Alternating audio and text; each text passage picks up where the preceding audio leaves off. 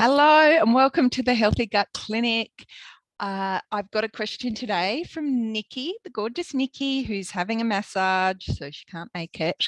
And I think it's a fantastic question. So what she's asked is about fasting. So Nicky has asked what my thoughts are on the 16-8, which is basically where you fast for 16 hours and then you eat for the 8 hours. And also the 5-2. And the 5-2 is largely where you have, your normal meals and calories for 5 days.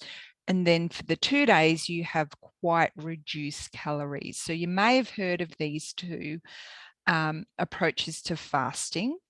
And yes, I have a view. And yes, of course, it's based in science. And yes, of course, there's not a one size fits all. So what I thought I'd do is share with you how I can help you work through what's going to work best for you. So let me get to that in a second. But before I do, I think it's really important that we remember the importance of the hormonal cascade of what goes on when we eat. So you've probably heard me say this 1,000 times, but at the risk of you not ever hearing me say this before, I'm going to tell you the story. So as we go through the day, our cortisol drops. And cortisol is often given a really bad rap as being the stress hormone. But cortisol is critical. When we think of our hormones, we have to think about them working in synchronicity, like in an orchestra. Okay, so cortisol, whilst it gets the bad rap as a stress hormone, it also plays critical roles in our body. So through the day, it decreases. And then, what happens is we get tired. So I want you to be going to bed, by asleep, if possible, by 10:30. And you're probably thinking, why is she talking about sleep when Nicky's asked a question about fasting? I'll get to that. Because at 10:30, that's where your cortisol starts to rise again. So if you've ever experienced or you've ever heard anyone say, I get my second wind later in the night and then I can stay up all night long, it's because they've hitched the cortisol rise. And it's not good for your health. As a woman heading through perimenopause, menopause, not good to be riding that wave. We want to be asleep when our cortisol's starting to peak, because if we are, it'll help us stay asleep. And, I'm talking about things like our insulin regulation, weight, all of these things really play into getting to bed at a good time. So what happens? Cortisol's rising. And in the morning, think of it like a ski slope. So you're going up the chairlift all night long. That's the cortisol. And in the morning, you're at your peak of your cortisol level. So what happens then is it's like going down the ski slope.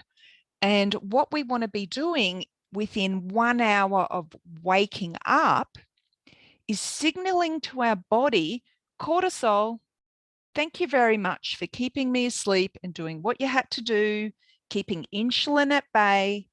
Now it's time for insulin to take over and help me with my blood sugar regulation. So one of the most important things I think as a woman in perimenopause and heading to and through postmenopause is that signaling to our body from a hormonal perspective that insulin, it's safe for you to do what you need to do in my body. And the best way that we can do it is go to bed at a reasonable hour, try to be asleep by 10:30, try not to eat 2 to 3 hours before then, and very importantly, eat within 1 hour of waking up. Because when we do that, what we put in our pie hole releases sugars. So I'm not saying you're going to eat candy. That's not how it works. But when we eat food, it breaks down. And the simplest form is amino acids and fatty acids and sugars. And what the insulin does is it basically binds to those sugars and takes them to the 50 trillion cells in our body, and the insulin is like a key to the cell. So if we think of the cell like a lock door, the insulin opens up the cell, puts the nutrients in and says goodbye, you're good for the day. So that's the most important thing that we need to do. Now, when we talk about fasting, I'm going to share something with you. So let me share something with you. It's important that we are considering what's going on in your body and your metabolic type. So when we do your hair test, so Nicky, you've done your hair test, we learn about your metabolic type, and it's this one up here in the top right hand corner. So Susie's sample is slow. You can be slow, 1, 2, 3, 4, or you could be fast, 1, 2, 3, 4. So what slow means is that Susie is in a resistance state of stress. She's exhausted. So she's probably she's probably having a lot of caffeine to keep her going. I suggest she's probably knackered at night, waking exhausted. You know, they're typically the common presentations. What other notes did I make here? 3 p.m. sugar hit is often what we feel. Cold sensitivity is something I often see as well. Constipation. Often I see low thyroid, diabetes with slow metabolic types, arthritis, and often a history of viruses where it's just really hard to shake bugs. They tend to be people who are slow perfectionists, very diligent in how they show up in the world and at work. But what this can do is this can result them in being having trouble in having boundaries and saying no, and it can impact their adrenal health. So if you turn out to be a slow metabolic type, fasting is no good. It's absolutely one of the worst things that you can do, because what it's going to do, it's going to slow down your metabolism even more. So we're really trying to work through how we can support your metabolism, and definitely eating every 3 hours or so a balance of fat, fiber, protein is going to be much, much better for your metabolic health and your overall health. If you are fast, so the typical presentations I see with fast is that's where people are in the current alarm state of stress. You know, these people are thriving on deadlines. They may not even be aware of it, but they're driven largely by adrenaline. They may have insomnia, they may have anxiety, muscle tension, noise sensitivity. With kids who are fast metabolic types and adults, they're sweaty, they're hot, because they're often dumping some of these nutrients because they're in a fight or flight stage, compared to the slow where they're in a recovery stage. Blood sugar usually is more stable. They can gain weight around the middle, the fast metabolizers, because of the increased cortisol. So if you're a fast metabolizer, it's more important than ever to be getting the basics right, like going to bed and being asleep by 10:30, working through how to best support your stress levels, and all of that. So often I see on here, you know, if someone's particularly like a fast 3 or a 4, that they're under a lot of stress, but often they will say, oh, look, that's just how I am. I've been like this forever. This is just the way I cope. And it often stems back to a long, long time ago that, you know, their body has learnt to deal with this. Fast metabolizers, they can fast, but again, we've got to make sure that their blood sugar is being stable. This is one of the most important things, and keeping in mind that cortisol regulation. So with regards to what you've asked, Nicky, around the 16-8. So that means basically you're fasting for 16 hours, then you're eating for 8 hours, and then you're fasting for another 16 hours.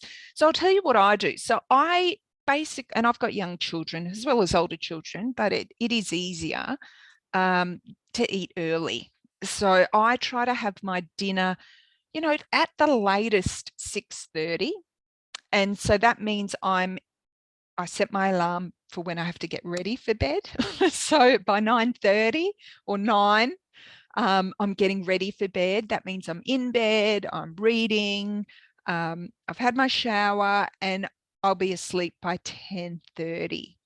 So it's very important for me, because I'm a fast metabolizer, because it's just my constitution, and it does go back to childhood, that I'm working to support my body in the best way possible. So I'm eating my last meal around 6:30. Very rarely will I have some fruit or something after that, but not very common. I'll drink water. If I have a tea, it will be a chamomile, but very rarely. So usually it's just water. And then I will wake up around 6:30 or 7. So that means I'm eating dinner breakfast, around 7:30, 8. So usually closer to that 7 to 7:30 mark. So what that means is I've had a 12-hour fast. So I think that's perfect for someone like me. It works for my body. Not always do I feel like eating breakfast, but you know what? I tell myself, and I think about what's happening physiologically, and I say, Vanessa, this is really important for you. You're in your 40s now. You've got to look after yourself. It's serious time. And I do it. And I've worked out what, some of my breakfast easy snacks are if I don't feel very hungry. And remember that balance of fat, fiber, protein. So I think, you could get a scrap of paper now and just say, okay, well, what time is my latest, or, the latest that I'd have dinner? Then what's 1 hour of waking? And if you're getting a good 10-hour, 8 to 10-hour fast, if it's 12 hours, fantastic. Then I think that's really good. I think that's a great thing to do. And that's applicable for fast and very applicable for slow, because remember, if you're a slow metabolizer, we do not want that dysregulation of your blood sugar at all. Now, coming back to your second question, Nicky, about the 5-2. So where you're eating your normal calories during the week, and then you're having restricted calories on the weekend. And look, I hear a lot of people saying it works well for them. What we know, so your blood sugar, so your insulin is released through a very complex biochemical process where your pituitary gland, which is in here, near your third eye, if you're a hippie like me, so it's in here. And so what happens is when you, if the time comes around where it's mealtime or you think about food, your pituitary gland starts causing these signals to your body. So it's a signal of releasing insulin. It's also a signal of releasing acid and enzymes. The issue we have with the 5-2 is your body is releasing pretty much the same amount of insulin all the time. And remember that insulin is the key. So you're having your sugars, you're eating them, it's coming and like marrying up to the sugars, and then it's taking that sugar to your cells and using it as the key to open the cell, popping the nutrients in and saying goodbye. The issue when you have dramatic reduction in your calories is you still got the same amount of insulin. So then what your body is saying is what's happening. And what I see with a lot of women, particularly when they're in are both slow, but also fast, because remember that midsection weight gain with the fast metabolizers is the body's going, I don't know when my next meal is. And so what it does, it starts basically filling up your cells with triglycerides, which is fat, because it's concerned. It's saying, I don't know what's happening. And particularly if you're in fight or flight, so if you're a fast metabolizer and your blood sugar is not balanced, your body is going to start storing excess weight. Okay, so we just don't want that. What I have found that works for most people is having a consistent approach. So yes, doing the hair test and finding out, as you can see here, your mineral status, if you're carrying heavy metals, it's all very helpful. But just getting the basics right. So having fat, fiber, protein with every meal, eating within 1 hour of waking, not eating too close to bedtime, having a good bedtime, going to sleep. If you've got issues with sleep, we work through what some of the root causes could be. And over time, if your body gets to a state where it's your brain that sets your weight, your brain goes, it's safe for me to release triglycerides, fat, then you will start to release it. And I see this so often where it takes women a couple of months or so, but once they get into this new thought process, so it's not a yo-yo diet, it's a way of living, and then all of a sudden we see changes. I see it in men. I've got like a handful of men in my clinic who are all seeing me for gut, but it's amazing how they start to drop the weight. The other thing with the longer fasting overnight, so that 8 to 10 to 12 hours, is it's good for your gut bugs. So as you know, I'm the healthy gut nutritionist and I love the gut bugs. So it's about the gut bugs having that time to, the good ones, to rest, to fight, to put up an immune response. And we don't want food sitting in there, basically rotting, and they feed off it, the bad bugs, because then that can contribute to obviously poor health. So this isn't a gut talk, this is a fasting talk. But I hope that's really helpful. So if you haven't had the hair test, it is a good thing to do. So you just take the hair, we take a bit from the back, close to the scalp. Unfortunately, then you have to throw out a whole lot of it, but it's worth it because you learn what your metabolic type is at the moment. And also we get a sense to what your storage of your nutrients are. So your hair is a cell. So basically when we take a couple of centimeters close to the scalp, it's like a date stamp of what your cells have been holding over the last 2 to 3 months. So you go, okay, well, this is what's happening in my body for the last 2 to 3 months. This is what I've got to work with. So rather than taking a ton of supplements and things which, you know, have no, what's my words, no specificity, we can clearly see what's going on in here. So I'm not going to go into talking in too much detail today about the results of this hair test, but, you know, essence is I look at the skyline. I want it to be obviously Susie along this line as much as possible. I'd be trying to find and ask questions around why some of these are high. Copper in high doses, particularly something like this, is toxic. So poor Susie's got some anxiety and mental health challenges, I'd suggest.